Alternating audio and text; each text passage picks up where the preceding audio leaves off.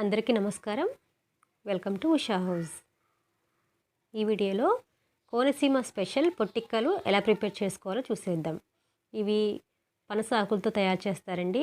ఇవి ఆరోగ్యానికి చాలా మంచిది. పనస ఆకుల్లో ఉన్న ఔషధ గుణాలన్నీ కూడా మనం ఇలా ఇడ్లీలా ప్రిపేర్ చేసుకోవటం వలన ఈ పనస ఆకులతో చేస్తాం కదా ఇడ్లీ, అందుకని ఇవి చాలా రుచిగా ఉంటాయి. అలాగే ఆరోగ్యానికి కూడా చాలా మంచిది. వీటి వలన ఆరోగ్య ప్రయోజనాలు నేను ముందు వీడియోలో మీకు చెప్తాను. ఫస్ట్ అయితే ఈ కోనసీమ పొట్టిక్కలు ఎలా ప్రిపేర్ చేసుకోవాలో చూసేద్దాం. ఫస్ట్ దీనికోసం ఒక గిన్నెలో ఒక గ్లాసు మినపగుళ్ళు తీసుకొని నానబెట్టుకుంటున్నానండి. వాటర్ పోసి శుభ్రంగా కడిగి వీటిని 2 అవర్స్ ఇలా నాననివ్వాలి. పప్పుని మీరు పొట్టుపప్పు అయినా సరే తీసుకోవచ్చు.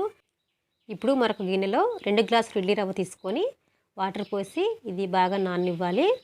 ఒక గ్లాసు మినపగుళ్ళకి 2 గ్లాసులు ఇడ్లీ రవ్వ అయితే ఇవి పొట్టిక్కలు మెత్తగా వస్తాయండి. అలాగే ఇడ్లీ రవ్వ నానబెట్టే ముందు ఒకసారి బాగా పిసికి నాననిస్తే ఇడ్లీలు మెత్తగా మంచిగా తెల్లగా కూడా ఉంటాయన్నమాట.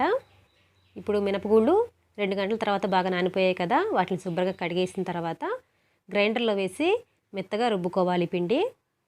గ్రైండర్లో మధ్య మధ్యలో కొద్దిగా వాటర్ పోస్తూ మెత్తని పిండి తయారు చేసుకోవాలి. పనసాకుల్లో ఇలా ఇడ్లీలా చేసుకొని తినడం వల్ల మనకి ఆరోగ్యానికి చాలా మంచిదని చెప్పాను కదా.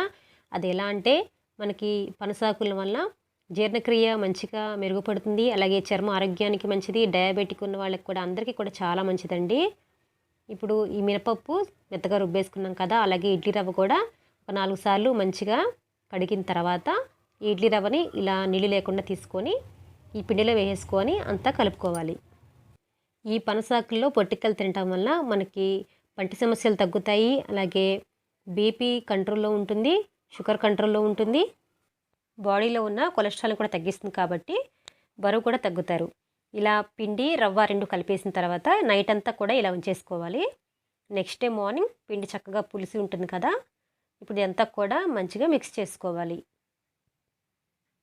మనం వీటిని ఇడ్లీలాగా తయారు చేసుకోవడానికి కొంతమంది ఇడ్లీ రవ్వ కొంచెం ఎక్కువ కలుపుతారండి, అలా కూడా కలుపుకోవచ్చు. కానీ 1 కప్పు మినపప్పుకి 2 కప్పులు ఇడ్లీ రవ్వ అయితేనే ఇవి మెత్తగా చక్కగా బాగుంటాయి అన్నమాట. ఇందులో తగినంత సాల్ట్ వేసి బాగా మిక్స్ చేసుకుని పక్కన పెట్టుకున్న తర్వాత ఇప్పుడు మనకి మెయిన్ పొట్టిక్కలకు కావాల్సింది పనస ఆకులు. ఈ పనస ఆకుల్ని ఇప్పుడు మనం పొట్టిక్కలు తయారు చేసుకోవాలంటే బుట్టల్లాగా కట్టాలన్నమాట. వాటి కోసం ఈ ఆకుల్ని శుభ్రంగా కడిగేసిన తర్వాత ఇలా ఒకదాని మీద ఒకటి పెట్టి చీపురు పుల్లలతోటి ఇలాగా బుట్టల్లాగా కట్టాలి. ఇవి పొట్టి బుట్టలో చేస్తాం కాబట్టి పొట్టిక్కలు అని అంటారండి వీటిల్ని.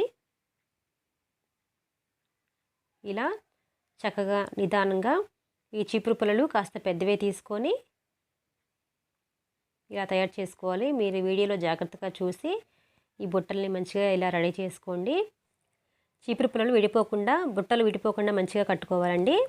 అయితే ఈ పనసాకుల్ని బాగా కాల్చి బూడిదలాగా తయారు చేసుకొని దాంతో మనం బ్రష్ చేసుకున్నట్లయితే కనుక పిప్పి పన్ను ఉంటాయి కదా, అవి కూడా తగ్గిపోతాయంట. ఈ పనసాకుల వలన చాలా మంచి ఆరోగ్య ప్రయోజనాలు ఉన్నాయండి. ఇది మనకి ఎన్నో రకాలుగా లాభాన్ని కలిగిస్తుంది కాబట్టి దీంతో ఇలా ఎప్పుడైనా ఒక్కసారైనా సరే ఈ పనసాకులతోటి ఇలా పొట్టిక్కలు తయారు చేసుకొని టేస్ట్ చేయండి. రుచికి రుచి ఉంటుంది, ఆరోగ్యానికి ఆరోగ్యం కూడా ఉంటుంది. ఇలా ఒక్కొక్క బుట్టకి 4 ఆకులు పడతాయి అన్నమాట. ఇలా మీకు కావాల్సినన్ని బుట్టలు తయారు చేసుకొని ప్రిపేర్ చేసుకోవాలి. ఇలా నేను ఇక్కడ ఒక 4 బుట్టలు తయారు చేశాను కదా, ఇందులో మనం తయారు చేసిన ఈ ఇడ్లీ పిండిని దీనిలో వేసుకోవాలి. మరీ పై వరకు కాకుండా కొద్దిగా గ్యాప్ ఉండేలాగా పైన వేసుకోవాలండి. మరీ పొంగిపోయి పైకేమీ రాదు పిండి. ఈ పిండి కొద్దిగా ఆకులోంచి ఏమన్నా బయటకు వచ్చినా సరే ఏమవ్వదు. మనం ఇవి ఇడ్లీలాగా చక్కగా ఉడికిపోతాయి కాబట్టి పిండి కరెక్ట్గా లోపలే ఉంటుంది, బయటకైతే ఏమి రాదు. ఇలా బుట్టల్లో పిండి అంతా కూడా వేసుకున్న తర్వాత ఇప్పుడు మనం వీటిని ఒక ఇడ్లీ పాత్ర తీసుకొని అందులో 1 గ్లాస్ వాటర్ పోసి ఇడ్లీ స్టాండ్లో మనం తయారు చేసిన ఈ బుట్టల్ని ఇందులో ఉంచేసుకోవాలి. ఇలా మీరు ఎన్ని తయారు చేస్తే అన్నీ స్టాండ్లో పెట్టేసి ఈ ఇడ్లీ స్టాండ్ని ఇప్పుడు ఇడ్లీ పాత్రలో పెట్టి మూత పెట్టేసి స్టవ్ ఆన్ చేసి ఒక 15 నుంచి 20 నిమిషాలు ఉడికించుకోవాలి.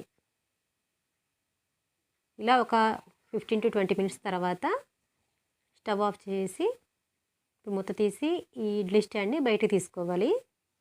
ఇవి కొద్దిగా చల్లారిన తర్వాత, మరీ చల్లారిపోవసరం లేదండి, కొద్దిగా చల్లారిన తర్వాత అప్పుడు ఈ బొటనన్నింటిని కూడా ఒక ప్లేట్లో తీసేసుకొని, ఇప్పుడు వీటికున్న చీపురు పుల్లలు తీసేసి దీన్ని నిమ్మకాయ పచ్చడితో కానీ దెబ్బకాయ పచ్చడితో కానీ తింటే టేస్ట్ చాలా బాగుంటుందండి. మరి పనస ఆకులతో చేయటం వల్ల ఇది ఆరోగ్యానికి ఆరోగ్యం, రుచికి రుచి ఉంటుందన్నమాట. మరి చూసారు కదా ఇప్పటివరకు పనస ఆకులతోటి పొట్టిక్కలు ఎలా ప్రిపేర్ చేసుకోవాలో. మరి ఈ వీడియో మీకు నచ్చినట్లయితే కనుక మా ఛానల్ తప్పకుండా సబ్స్క్రైబ్ చేసుకోండి, మా వీడియోస్ లైక్ చేయండి, షేర్ చేయండి. అలాగే మీరు కూడా ఈ పొట్టిక్కలు ప్రిపేర్ చేసి టేస్ట్ ఎలా వచ్చిందో నాకు కామెంట్ చేయడం మాత్రం మర్చిపోవద్దు. Thank you for watching.